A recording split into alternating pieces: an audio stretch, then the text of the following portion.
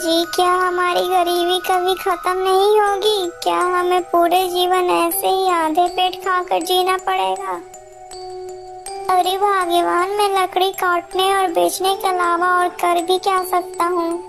हम भी देखते हैं कि हमारा जीवन कब पलटता है और हमें कब सूख के 2 रोटी मिलते हैं। अच्छा भगवान, अब मैं चलता हूँ, मुझे लकड़ियाँ काटने जाने का है।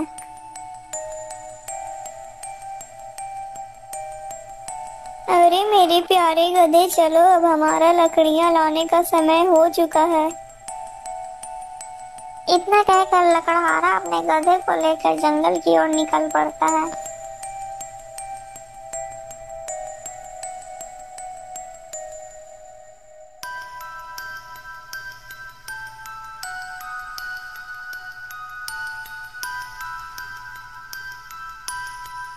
मेरे हिसाब से यही पेड़ ठीक रहेगा, चलो मैं इसे ही काट लेता हूँ।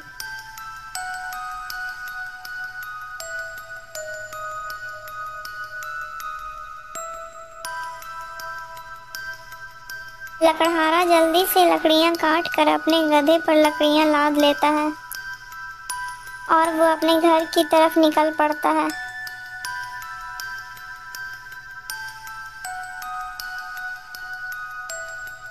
पानी पानी पानी, मेरी सहायता करो। अरे ये किसकी आवाज है? मुझे लगता है कोई मुसीबत में है। चलो मैं चलकर देखता हूँ।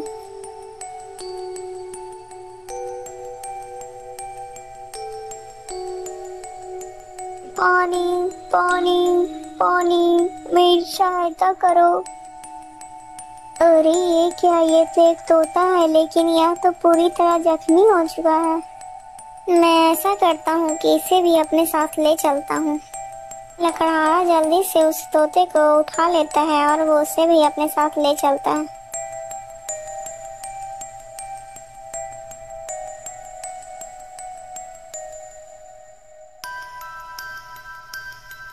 अरे भगवान, तुम तोते के लिए जल्दी से हल्दी का लेप लेकर आओ। मुझे इस तोते के जख्मों पर वो लेप लगाना है। लकड़हारे की पत्नी तुरंत ही हल्दी का लेप लेकर आती है। फिर लकड़हारा तुरंत ही तोते के जख्मों पर वो हल्दी का लेप लगाने लगता है।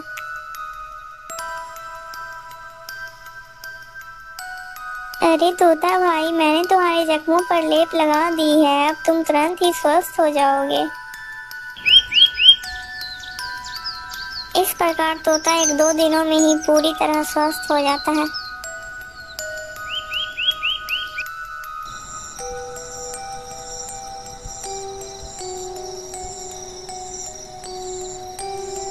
चलो आज मैं इसी झोपड़ी में चोरी कर लेता हूँ। हो सकता है मुझे इसी झोपड़ी में आज कुछ काम की चीजें मिल जाए।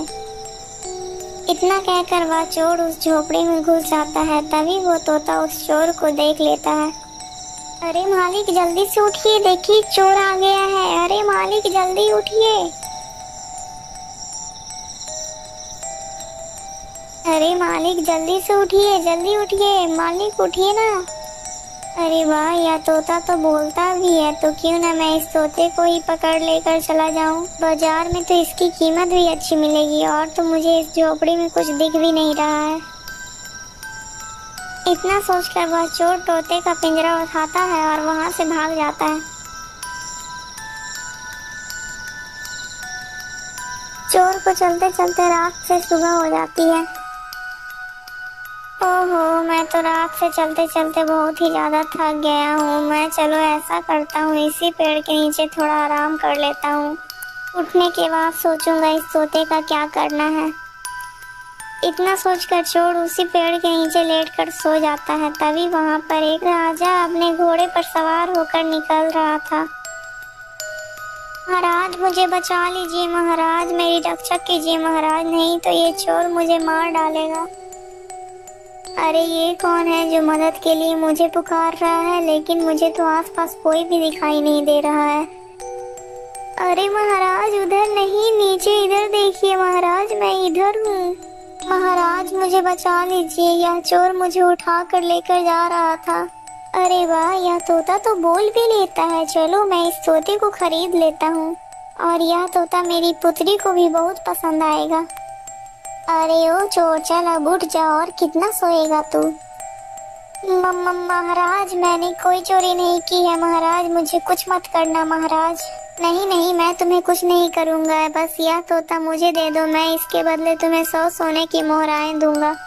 राजा की यह बात सुनकर चोर बहुत ही ज्यादा खुश हो जाता है। लेकिन याद रहे, मैं तुम्हें यह मोहराएं तभी दूंगा जब तुम आज से चोरी करना छोड़ दोगे। यदि तुमने ऐसा नहीं किया तो मैं तुम्हें कारागार में डाल दूंगा। नहीं नहीं महाराज, मैं आज के बाद कोई चोरी नहीं करूंगा। राजा तुरंत ही उस चोर को 100 सोने की मोहराएं दे देता है और वो तोता लेकर वहां से चला जाता है।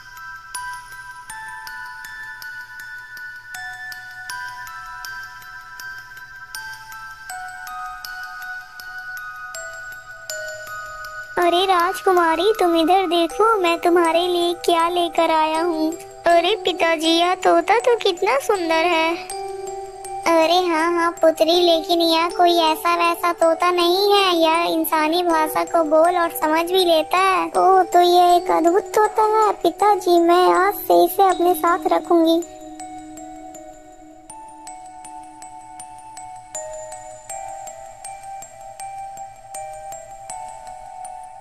राजकुमारी रोज उस तोते को बहुत अच्छे अच्छे पकवान खिलाती थी, लेकिन उस तोते को उस लकड़हारे की याद आने लगती है।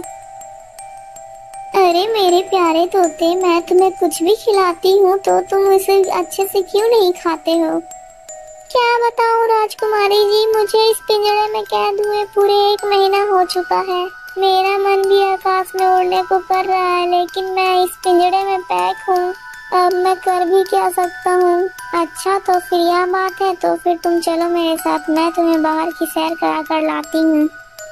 राजकुमारी तोते को जंगल की ओर ले जाती है और वो उसे पिंजरे से बाहर निकाल देती है। तो फिर वो तोता आसमान में उड़ने लगता है।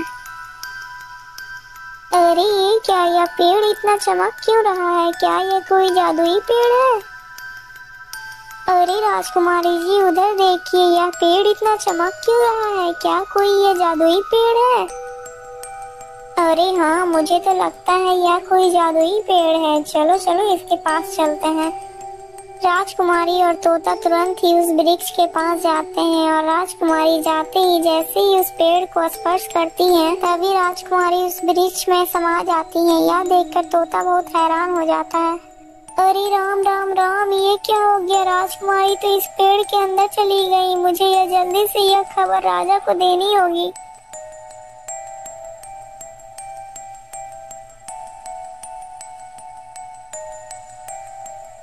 अरे ये मैं कहाँ आ गई? ये कौन सी जगह है? तभी एक बड़ा सा बाज राजकुमारी के सामने आकर खड़ा हो जाता है। अरे यह बाज तो कितना विशाल है, इतना बड़ा बाज मैंने तो आज तक नहीं देखा। तभी वो बाज राजकुमारी को अपने पंजे में पकड़कर उड़ जाता है। अरे दुष्ट बाज, तू मुझे छोड़ दे, तू मुझे कहाँ लेकर जा रहा है? वो बाज राजकुमारी को एक गुफा के अंदर लेकर जाता है, जहाँ एक डायन खड़ी हुई थी। अरे कौन है आप? मुझे इस प्रकार यहाँ क्यों लाया गया है? मुझे छोड़ दो, मुझे वापस अपने घर जाने दो। चली जाना, इतनी भी जल्दी किस बात की है? तुम इस समय अभी पाताल लोक में हो। यहाँ से बाहर निकलना इतनी भी आसान बात नहीं है। तुम यहाँ से तभी बाहर जा सकती हो जब मैं चाहूँगी। यदि तुम यहाँ से बाहर जाना चाहती हो तो तुम्हें मेरा एक काम करना होगा। बोलिए, आप क्या काम करवाना चाहती हैं? राजकुमारी जी, तुम्हें मेरे लिए अमृत लाना होगा। लेकिन यह अमृत कहाँ मिलेगा? यह अमृत तुम्हें रंगी कंचन की पहाड़ियों में मिलेगा। लेकिन यह पहाड़ी कहाँ पर है?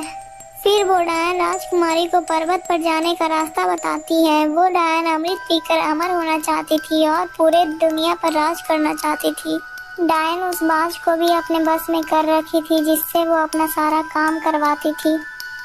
डायन की यह सब बातें सुनकर राजकुमारी अमृत लाने के लिए चल पड़ती है।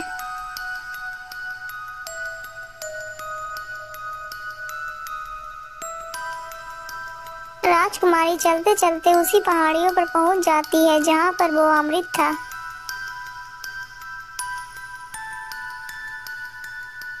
दोस्तों, अगर आपको ये वीडियो अच्छी लगी तो प्लीज़ वीडियो को लाइक करके चैनल को सब्सक्राइब कर दीजिएगा। और हाँ दोस्तों, अगर आप इस वीडियो को आगे देखना चाहते हैं तो प्लीज़ हमारे चैनल के साथ बने रहिएगा।